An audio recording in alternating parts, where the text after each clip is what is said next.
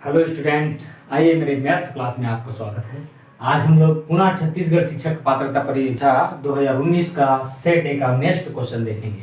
यहाँ और कौन कौन से क्वेश्चन आए हैं, इसमें से एक क्वेश्चन है 138 138 नंबर पे 16 सेंटीमीटर 16 सेंटीमीटर लंबाई 12 सेंटीमीटर चौड़ाई तथा 8 सेंटीमीटर मोटाई वाले एक आयताकार लकड़ी के टुकड़े से बराबर बराबर आयतन के कम से कम कितने घन काटे या बनाए जा सकते हैं जिनकी संख्या पूर्ण हो, जिनकी संख्या एक पूर्ण संख्या हो। तो आइए हम इसको देखते हैं कि हमारे पास भुजाओं की लंबाई दिया गया है। भुजाओं की लंबाई दिया गया है 16 सेंटीमीटर, चौड़ाई 12 सेंटीमीटर और ऊंचाई दिया हुआ है 8 सेंटीमीटर। तो हमें क्या करना है कि बड़े से बड़े घन काटना है। तो बड़े से बड़ा घन काटना है तो कम से कम कितना घन काटे जा सके, कम से कम घन काटना है, मतलब बड़े से बड़ा घन काटना है जिसका भुजा बड़ा से बड़ा हो। तो हम क्या करेंगे, 16, 12 और 8 का हम लघुत्तम समापवर्ती एलसीएम निकाल देंगे। 16, 12 और 8 का एलसीएम बराबर हमारा हो जाएगा 4। इसका एलसीएम 4, क्योंकि 8 एलसीएम होना चाहिए, 8 इसका एलसीएम नहीं होगा क्योंकि 12 में भाग नहीं जाता। तो 8 का गुणनखंड 2 × 4 यानी 4 सेंटीमीटर का हम प्रत्येक 4 सेंटीमीटर भुजा वाले घन बनाएंगे। तो घनों की संख्या यहां पर लिखेंगे, घनों की संख्या बराबर हमें देखना है बड़े आयताकार लकड़ी का आयतन, लकड़ी का आयतन बटे घन का आयतन। तो हमें यहां क्या करना है, जो आयताकार लकड़ी है या घनाभ के आकार का लकड़ी है जिसका लंबाई 16 सेंटीमीटर, चौड़ाई 12 सेंटीमीटर तथा चौड़ाई 8 सेंटीमीटर है। इसमें हम घन का आयतन क्या होता है, लंबाई गुणित चौड़ाई गुणित ऊंचाई एक समान होता है इसका। घनाभ का आयतन, लकड़ी का जो आयतन होगा वो घनाभ के आकार का रहेगा, तो लंबाई गुणित चौड़ाई गुणित ऊंचाई। जबकि घन का आयतन a³ यानी भुजा का 3 भाग होता है। इसको हम काट देंगे। 4 चौक 16, 4 चौक 16, 4 चौक 16, फिर 4 × 12 और ये 4 दूनी 8। तो हमारा आ जाएगा 4 × 3 × 2 यानी 4 × 12, 12 दूनी 24। अधिक से अधिक घनों की संख्या वहां पर कम से कम कितने घन का काटे जा सकते हैं जिसकी भुज सब एक समान हो, तो क्या 24 घन। तो 24 घन होंगे, हमें घन काटना है तो 24 घन कटे होंगे। आइए हम 139 नंबर का प्रश्न देखते हैं। यहां प्रश्न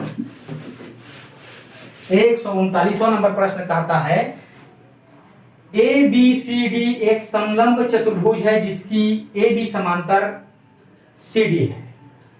OD बराबर 3x - 7 सेंटीमीटर और OB बराबर x घन 6 सेंटीमीटर और OA बराबर 2 सेंटीमीटर तथा OC बराबर 2x घन 3 सेंटीमीटर है। तब x का वैल्यू ज्ञात करना है। तो हम इसको आइए इसके लिए हम जान लेंगे कि समलंब चतुर्भुज क्या होता है। समलंब चतुर्भुज वह चतुर्भुज होता है जिसकी 2 भुजाएं समांतर होती है। 2 भुजाएं समांतर होती है और 2 अन्य भुजाएं समांतर होना कोई जरूरी नहीं है, नहीं वो समांतर नहीं होता।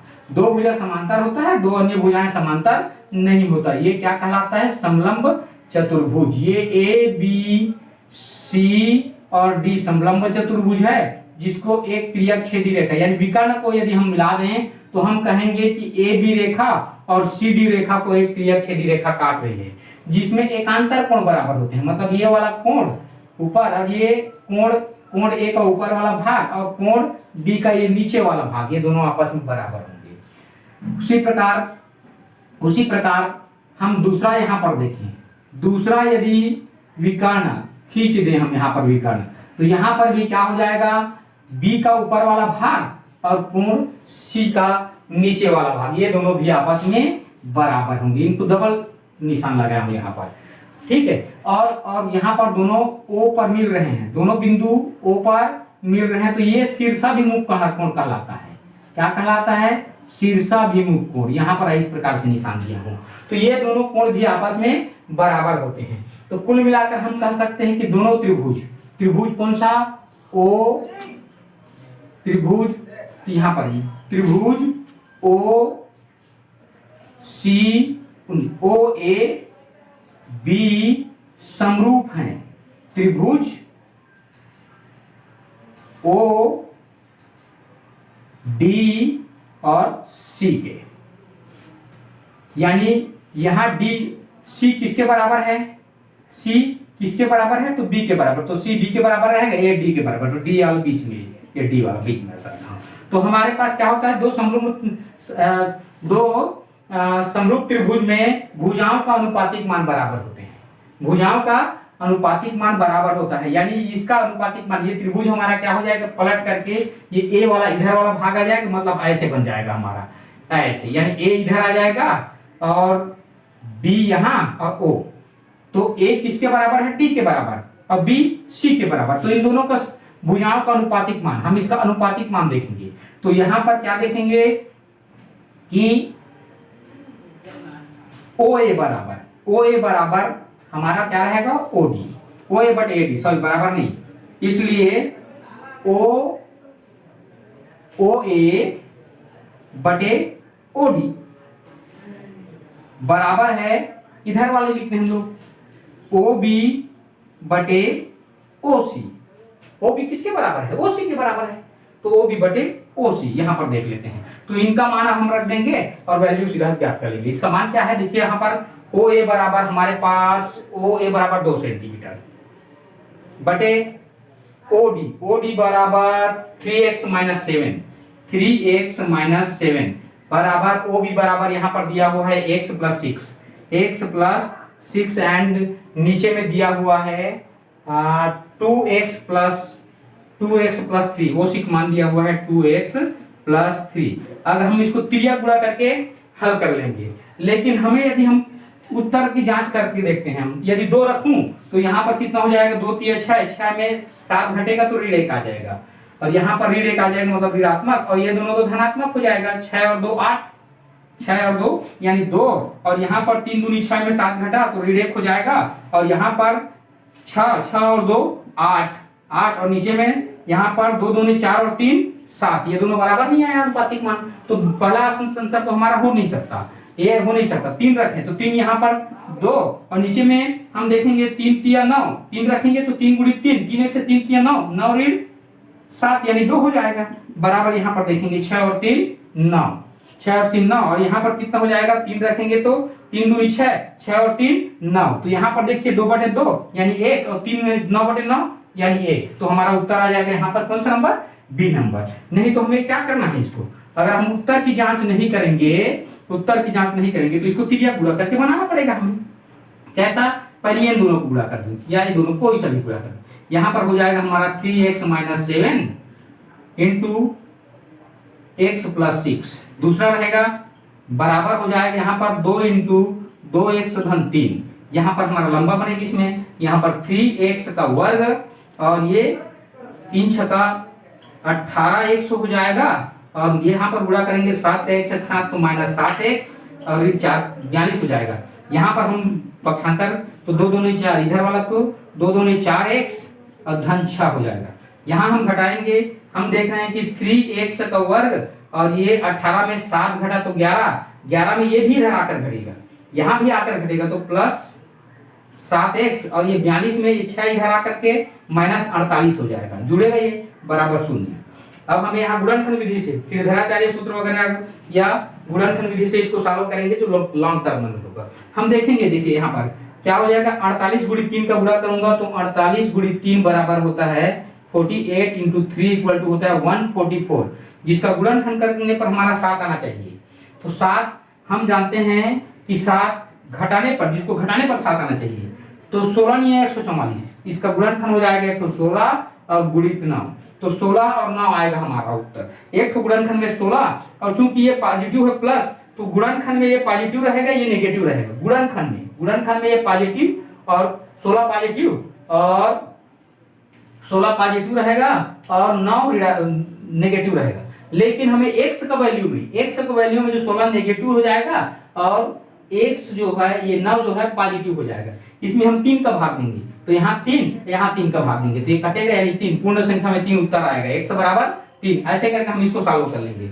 इसको पूरा नहीं बनाएंगे, हमारा समय बर्बाद होगा। तो हमें क्या करना है, यहां तक तो हमें जान गए यदि भुजाओं का अनुपातिक मान बराबर होता है तो हम सीधा x का वैल्यू यहां पर रख देंगे। तो जैसे ये यहां पर हम लोग उत्तर की जांच किए हैं, इस प्रकार इसको बनाना है। नहीं तो ये सीधे 40 सूत्र या फिर गुणनखंड विधि से उस प्रकार आएगा। गुणनखंड आएगा हमारा 16 और 9, 1 से ऋण 16, 1 से धन 16 और 1 से ऋण 9। तो 1 बराबर 1 से धन 16 बराबर लिखेंगे तो हमारा है ना, फिर बाद में 3 का भाग देना पड़ेगा, ये 3 आया है तो है ना। तो इस प्रकार से इसको चेक करना है। आइए हम नेक्स्ट सवाल देखते हैं। 40वां नंबर का सवाल हमारा क्या किस प्रकार से बनेगा। 140 नंबर का क्वेश्चन कह रहा है कि एक मोबाइल का अंकित मूल्य 6400 रुपए है। इसे 2 क्रमिक बट्टों के साथ 2560 रुपए में बेचा जाता है। यदि पहला बट्टा 20% हो तो दूसरा बट्टा कितना होगा, इसमें कितना होगा। तो आइए देखते हैं हम लोग इसको हल कैसे करेंगे। तो हमारा अंकित मूल्य दिया हुआ है, अंकित मूल्य 6400 रुपए। इसको बट्टा देना है कितना, पहला बट्टा 20% बट्टा दे रहा हूं तो 20 की बेचूंगा कितना में, उसको 80% में बेचा जाएगा उसको। फिर दूसरा बट्टा हमारा कितना रहेगा, दूसरा बट्टा को देना है 100% बट्टा मान लीजिए 100% है तो बेचूंगा कितना 100 माइनस x और इसका अपान 100 कर देते हैं, इतना परसेंट में बेचेंगे उसको। बराबर कितना हो जाएगा वो 2500 रुपए, सॉरी 2560 रुपये, ये इतना हो जाएगा। इसको हम हल कर देंगे। हल कैसे किया जाएगा इसमें, यहाँ देखिए ये दोनों शून्य और ये दोनों शून्य, सॉरी ये दोनों शून्य काट दिया इसको, और इसको मैं काटूंगा ये 4 25 चौक 20 चौक 80 और 20 पंचे 100। ठीक है, इसके बाद हम देखेंगे ये 4 से इसको काटेंगे, 8 से काटेंगे, 8 से भी कट जाएगा, ये 8 से भी कट जाएगा। तो हम किससे काटें, 8 से ही काट देते हैं। 8 8 64 और यहाँ पर 8 3 24, 8 दूनी 16 और 8 शून्य शून्य, फिर 8 से कट रहा है 8 और ये हो जाएगा हमारा कितनी बार 8 8 चौक 32 और 8 शून्य शून्य, फिर ये 4 और यहाँ 4 दाम 40। तो यहाँ पर हो जाएगा हमारा x 100 माइनस x बराबर ये 5 जो उधर गुणज हो जाएगा पक्षांतर होकर के, ये 5 इधर है बराबर 10 है। तो यहाँ पर 100 माइनस x बराबर हो जाएगा 50। तो x बराबर कितना हो जाएगा, 100 में 50 घटेगा बराबर 100 हो जाएगा। तो ये हमारा आंसर आ गया।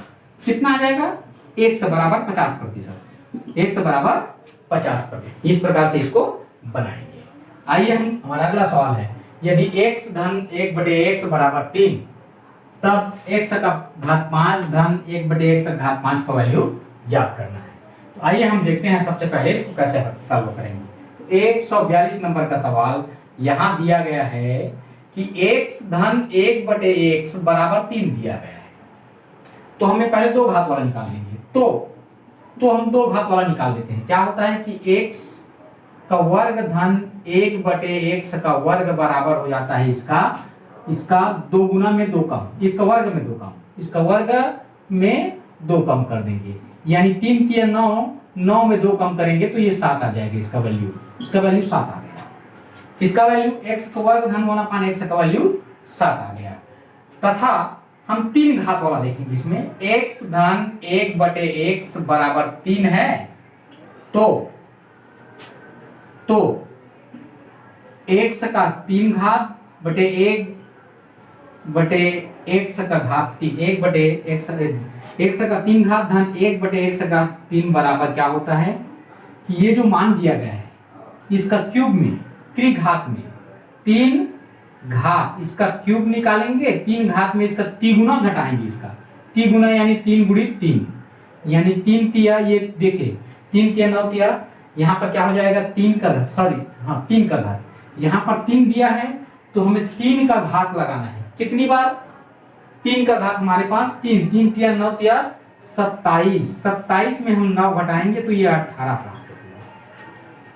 ये दोनों प्राप्त हो गया क्या, x का वर्ग माइनस 1/x स्क्वायर और x का क्यूब प्लस 1/x क्यूब। तो हमें ज्ञात करना है यदि हम दोनों का गुणनखंड कर दें, गुणनफल कर दें, यानी x square plus 1/x square into x cube plus 1/x cube कर दें, तब ये गुणनफल क्या हो जाएगा इनका दोनों का, ये इसका दोनों का गुणा होगा तो x का घात 5, फिर इसका इस पद के साथ दूसरे पद के साथ होगा तो x स्क्वायर बटे x का घात 3 हो जाएगा, x स्क्वायर बटे x का घात 3 तो ये हो जाएगा 1 बटे x, फिर 1/x का x क्यूब के साथ गुणा होगा तो ये क्या हो जाएगा, x क्यूब ऊपर में केवल एक x बचेगा, x क्यूब बटे, देखिए x क्यूब बटे x स्क्वायर, यानी यहाँ पर क्या बचेगा, केवल x बचेगा, तो वही x लिखिए, ठीक है।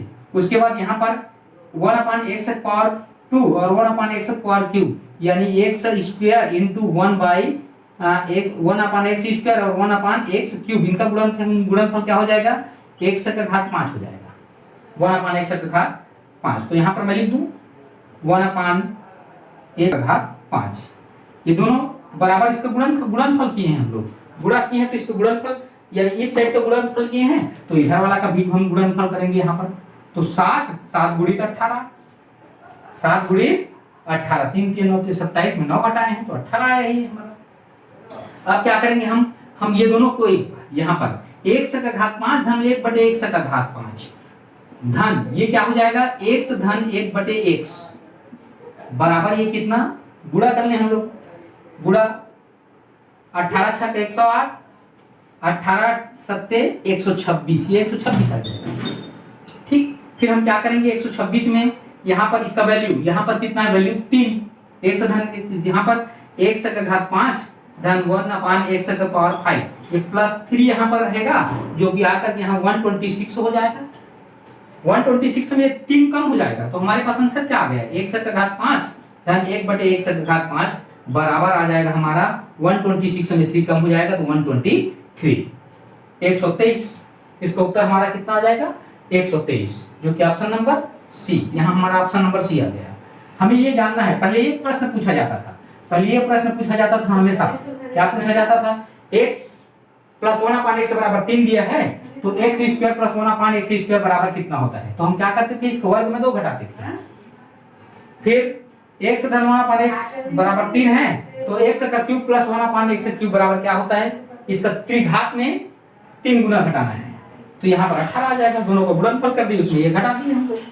इस प्रकार ये हमारा ऑप्शन कौन सा आया, सी नंबर, इसमें ऑप्शन सी नंबर आया है। इस प्रकार ये हमारा सवाल बनेगा। आइए हम नेक्स्ट सवाल देखते हैं। अगला सवाल 144 नंबर, 144 नंबर का प्रश्न बोलता है कि एक समबाहु त्रिभुज की मध्यिका, एक समबाहु त्रिभुज की मध्यिका की लंबाई 3 सेंटीमीटर है, तब उस त्रिभुज का क्षेत्रफल कितना है। समबाहु त्रिभुज की मध्यिका, आइए मध्यिका क्या होता है हम ये देखते हैं। समबाहु त्रिभुज जिसकी सभी भुजाएं बराबर होती है, सभी भुजाएं बराबर होती है, ए यहाँ पर हम लोग मध्यिका, मध्य भुजा को मिलाएंगे, यहाँ पर ये मध्यिका कहलाता है। इसका मध्यिका और शीर्ष लंब एक ही होता है, इसी का समबाहु त्रिभुज और समद्विबाहु त्रिभुज दोनों का शीर्ष से एक मध्यिका डालेंगे तो मध्यिका की लंबाई एक समान होता है, यानी ए बी सी और ए डी मध्यिका है। तो हम जानते हैं कि ये वाला पूरे भुजा की लंबाई यदि a सेंटीमीटर है तो इसका आधा a/2, तो ये मध्यिका शीर्ष लंब, यानी क्या निकालना है, ये कर्ण का वर्ग, कर्ण का वर्ग ए स्क्वायर में ये आधार का वर्ग को, कर्ण का वर्ग बराबर ए डी का वर्ग ज्ञात करना है, लंब का वर्ग धन आधार क्या हो जाएगा ए स्क्वायर बटे 2 का घात यानी 4, इसका वर्ग करेंगे तो ए वर्ग बटे 4, यहाँ पर पक्षांतर हो जाएगा तो ए बी का वर्ग बराबर हो जाएगा हमारा ए स्क्वायर ऋण ए का वर्ग बटे 4, यानी ए वर्ग में हम 1 में 1/4 घटाएंगे तो ए बी का वर्ग बराबर हो जाएगा, इसका क्या हो जाएगा 3/4 होगा, 3/4 ए वर्ग बराबर ए बी का वर्ग हो गया ये,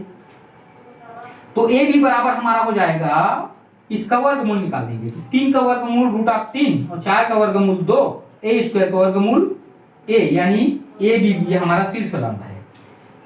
शीर्ष लंब या मध्यिका बोले, मध्यिका का मान कितना आ गया √3/2 2, ये रूट ऑफ 3/2a मध्यिका है, इसी का मान वहां पर दिया हुआ है। मध्यिका माने ऊंचाई भी होता है, यहां पर मध्यिका बराबर 3 सेंटीमीटर दिया है। तो मध्यिका का वैल्यू यहां पर रख देते हैं रूट ऑफ 3/2, a बराबर 3। तो क्या हो जाएगा यहाँ पर हमारा a का वैल्यू ज्ञात करना है हमें। भुजा a कितना होगा, a बराबर यहाँ पर कितना हो जाएगा, ये जो है रूट ऑफ 3 और यहाँ 2 को ऊपर में गुणा हो जाएगा और बटे रूट ऑफ 3। हमारा रूट ऑफ 3 के साथ यहाँ 3 पर कटेगा तो a का वैल्यू निकल जाएगा हमारे पास रूट ऑफ 3 और ये 2 रूट ऑफ 3 यहाँ से रूट ऑफ 3 बचेगा। तो क्षेत्रफल बराबर यहाँ पर पूछा क्या है, त्रिभुज का क्षेत्रफल। त्रिभुज ABC का क्षेत्रफल बराबर यहाँ पर क्या हो जाएगा, 1/2 आधार गुणित ऊंचाई, 1/2 आधार गुणित ऊंचाई लिख देंगे। तो यहाँ पर आधार कितना है, यही आधार रहेगा हमारा 2 रूट ऑफ a। अब गुणित ऊंचाई कितना है हमारा 3 है, ऊंचाई कितना है 3, शीर्ष लंब ही ऊंचाई है। मध्यिका बोलो या शीर्ष लंब बोलो, ये क्या रहेगा हमारा ऊंचाई। तो इसी को मान रख देते हैं, 2 कटेगा और रूट ऑफ 3 इसके साथ गुणा हो जाएगा, 3 रूट ऑफ 3 वर्ग सेंटीमीटर ये। या फिर हम समबाहु त्रिभुज का क्षेत्रफल जानते हैं, क्या होता है एक और, root of 3/4 into a square. a कितना निकला हमारा 2 गुणित रूट ऑफ 3 और 2 गुणित रूट ऑफ 3, 2 बार गुणा कर दिए इसको, ये 4, ये दोनों 2 के साथ कटेगा, ये 3 और 3 गुणा होकर रूट ऑफ 3 गुणा होकर के 3 बन जाएगा और ये रूट ऑफ 3 बचेगा। दोनों विधि से इस प्रकार आ गया हमारा वर्ग सेंटीमीटर, ये भुजा में निकल गया था। दोनों विधि से हमें ज्ञात कर लेना है। हमें शीर्ष लंब मालूम रहता है, ये तुरंत शीर्ष लंब, ये बताने की मुझे आवश्यकता नहीं था। शीर्ष लंब क्या होता है, रूट ऑफ 3/2 है, यानी भुजा का रूट ऑफ 3/2 गुना होता है शीर्ष लंब समबाहु त्रिभुज में।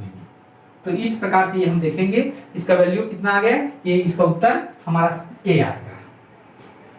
आइए हम नेक्स्ट प्रश्न देखते हैं कि रामू ने 2 पेन और 3 पेंसिल खरीदने के बाद भुगतान कितना, 19 रुपये का भुगतान किया, जबकि 5 पेन और 4 पेंसिल खरीदने के बाद 37 रुपये का भुगतान किया। तब प्रति इकाई पेन व पेंसिल की कीमत क्या है। इसको हम 2 चर वाले रेखीय समीकरण से हल करेंगे, लेकिन यदि हमारे पास ऑप्शन है, तो हम ऑप्शन से इसको कटिंग कर लेंगे, क्योंकि छोटी संख्या है, आराम से हम गुणा कर सकते हैं। मान लीजिए पहला लिए 3 पेन, ये पेन है और ये पेंसिल है, तो 5 पेन की कीमत कितना, 5 पेन है 1 पेन की कीमत, तो 2 पेन का कितना हो जाएगा, 5 दूनी 10 रुपये, ये कितना हो जाएगा 10 रुपये 2 पेन का, और 1 पेंसिल का कीमत 3 रुपये है, तो 3 पेंसिल की कीमत तो 19 रुपये, ये 19 रुपये ये सही आ रहा है। लेकिन हम देख लेते हैं, दूसरा में चेक करें इसको, दूसरा में चेक करें, 5 पेन का कीमत 5 × 25 रुपया और 4 पेंसिल का कीमत 4 × 12 रुपया, जो दोनों को जोड़ो कितना होगा, 25 में 12 जोड़े 37, यानी ठीक बैठ रहा है, यही हमारा उत्तर है।